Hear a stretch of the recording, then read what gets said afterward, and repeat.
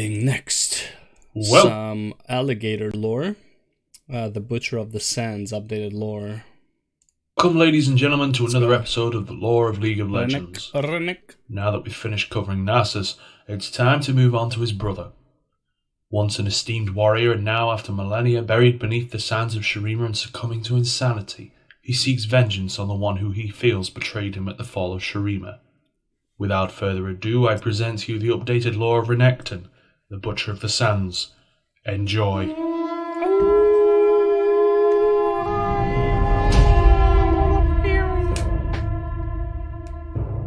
Renekton was born to fight. From a young age, he was constantly getting into vicious brawls. He had no fear, and was able to hold his own against much older children. It was often pride that led to these confrontations, as Renekton was unable to back down or let any insult pass. Every evening he came home with cuts and fresh bruises, and while his more scholarly brother Nasus disapproved of this street fighting, Renekton relished it. Nasus soon moved away, having been chosen to join the elite Collegium of the Sun, and in the years he was absent, Renekton's skirmishes became increasingly serious. On a rare visit home, Nasus was horrified to see his bloodied younger brother return home from yet another street fight. Fearing Renekton's violent nature would see him imprisoned or in an early grave, Nasus helped him enlist in the Shuriman army. Officially, Renekton was too young for this duty, but his older brother's influence smoothed away this detail. The discipline and regimentation of the army was a blessing for Renekton. Within a few years, he rose to become one of Shurima's most feared and capable war captains, and he fought on the front line in numerous wars of conquest to expand the empire. He garnered a reputation for ferocity and toughness, but also for honour and bravery. Nasus became a decorated general, and the two of them served in a number of campaigns together, remaining very close despite their inherent differences and frequent disagreements. Nasus' skill lay in strategy, logistics and history. Renekton's lay in battle. Brute force. Nasus planned the wars, and Renekton... Hey man, if violence doesn't solve the problem, you just didn't use enough of it. That's all I'm gonna say about that. won them. Renekton earned the title Gatekeeper of Shurima after fighting a desperate battle in one of the mountain passes bordering Shurima. An invading force had landed on the south coast, striking toward the isolated city of Zareta. If it was not halted, the city was certain to be razed, and its populace massacred. Outnumbered 10-1, Renekton and a small contingent faced these aggressors, determined to buy time for the city to be evacuated. It was a battle that none expected Renekton to survive, let alone win. He held the pass for a day and a night, long enough for a relief force led by Nasus to arrive. With barely a handful of warriors left standing, none uninjured, Renekton was hailed a hero. Renekton served on the front lines for decades and never lost a battle. His presence was inspiring to those fighting alongside him and terrifying to his enemies. Who said bullies can't become useful people of society? Great members of society. Just be a bully. Victory after victory were his, and such was his reputation that some wars were won without a sword even being lifted, enemy nations surrendering as soon as they heard Renekton was marching on them. Renekton was of middling years, a grizzled and battle-scarred veteran when word reached him that his brother was close to death. He raced back to the capital to find Nasus a pale shadow of his former self. Having been struck down by a debilitating, wasting malady, the sickness was incurable, similar to the rock. Oh yeah, it is Nasus. This is Nasus. This is his head. I'm assuming it's a statue. Curse said to have cut down an entire noble line in antiquity.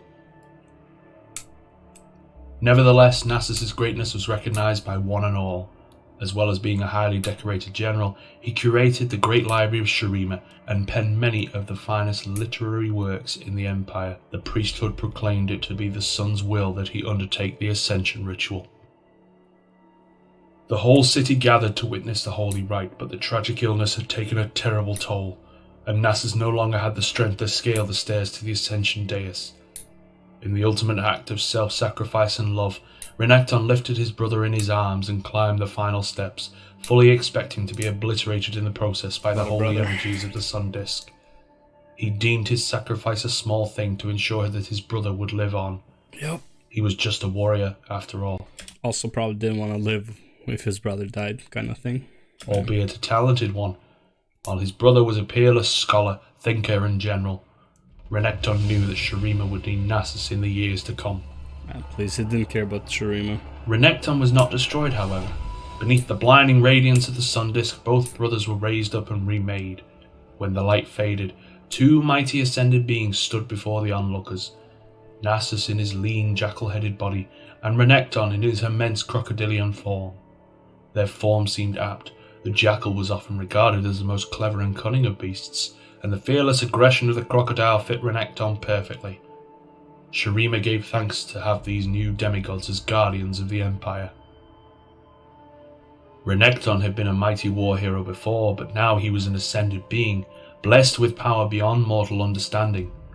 He was stronger and faster than any regular man, and seemed virtually immune to pain. Though ascended beings were not immortal, their lifespans were dramatically increased so that they might serve the Empire for hundreds of years. With Renekton at the head of the Shuriman armies, the Empire's military was all but unstoppable. He had always been a ruthless commander and ferocious fighter, but his new form gave him power beyond belief.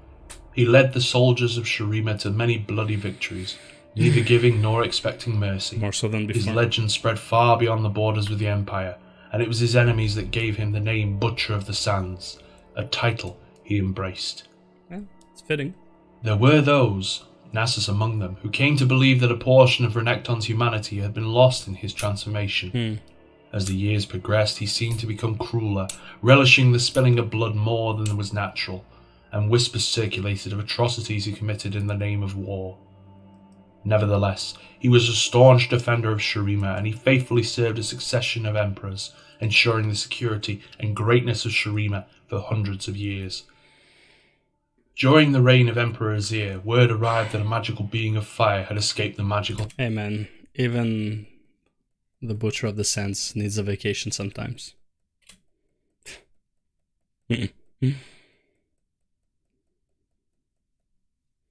Who's this though? Is this Earth?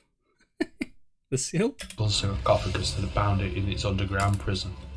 It had laid waste to a Shuriman town before fleeing across the desert to the east.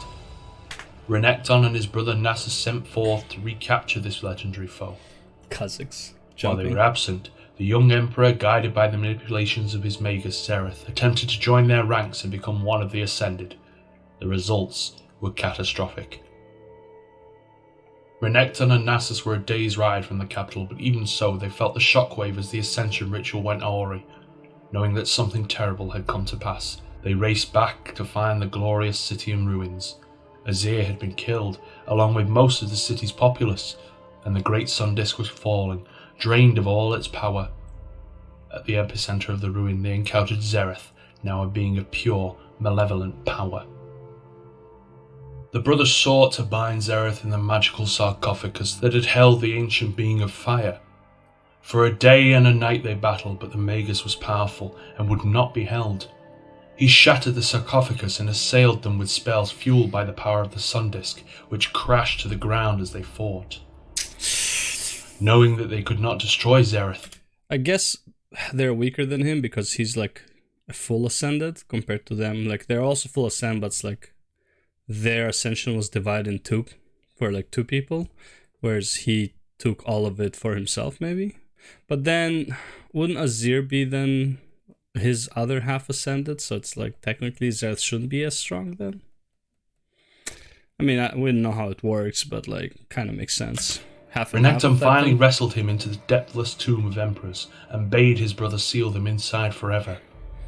Knowing there was no other way to stop Zereth, Nasus reluctantly did as his brother ordered. As Renekton and Zereth fell into darkness, Nasus sealed the tomb for all eternity. In the darkness, Zereth and Renekton continued their battle. For uncounted years they fought, as the once great civilization of Shurima collapsed to dust in the world above. Zereth whispered poison in Renekton's ear, and gradually, as the centuries rolled on, his viperous words and ever-present darkness took its toll. The magus implanted the notion in Renekton's mind that Nasus had sealed him in on purpose jealous of his success and unwilling to share his ascension. Piece by piece, Renekton's sanity cracked. Zereth drove a wedge into these cracks, corrupting his mind and twisting his perception of what was real and what was imagined.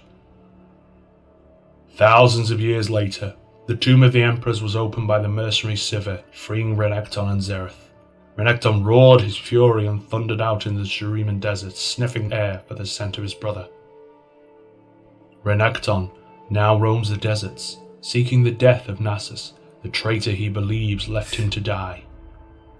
His grip on reality is tenuous at best, and while there are moments when he resembles the proud, honourable hero of the past, much of the time he is a little more than a devolved, hate-maddened beast, driven on by the thirst for blood and vengeance. Nothing left but the Butcher of the Sands. That's good shit, man. It's good shit. Oh man, we got more Shurima. Holy, bro. Got double Sivir. Got two more Talias. Holy Moses. Alright, let's do one more for Sivir, and then we'll see what we're doing after. See you in the next one.